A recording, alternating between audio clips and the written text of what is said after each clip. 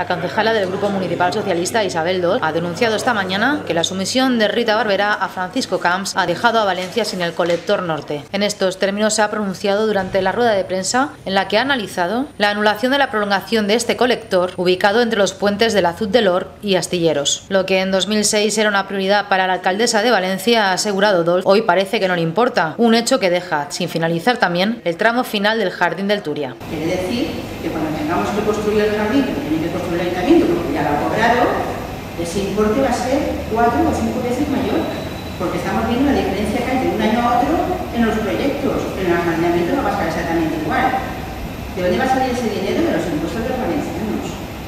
Entonces, nosotros desde el grupo municipal creemos que se tiene que denunciar esto, tiene que denunciar. Y le decimos a la señora alcaldesa que piense por un momento en los valencianos, porque a ella se le llena la boca de decir que para ella los valencianos son antes que nada. Pues queremos ser antes que nada. Nosotros queremos que los valencianos seamos para nuestra alcaldesa la prioridad. Y la prioridad es que exija a la Generalitat Valenciana y al señor Camps que se efectúe la obra. Esa obra no se puede paralizar. Lleva 8 años de retraso y los vecinos están sufriendo el deterioro de todo lo que eso conlleva, los malos olores, mosquitos, etcétera, las malas vistas.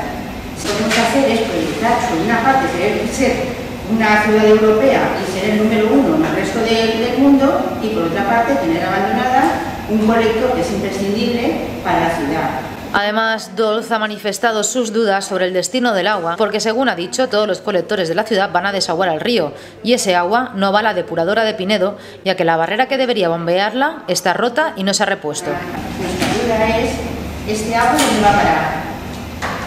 A la depuradora de Pinedo no, porque en su momento ahí había una barrera, que está en esta foto, aquí había una barrera donde esta barrera limitaba el agua y el agua se bombeaba hacia la depuradora de Pinedo. Hoy en día esa barrera está rota y no se ha repuesto. Entonces, ¿dónde va a parar ese agua?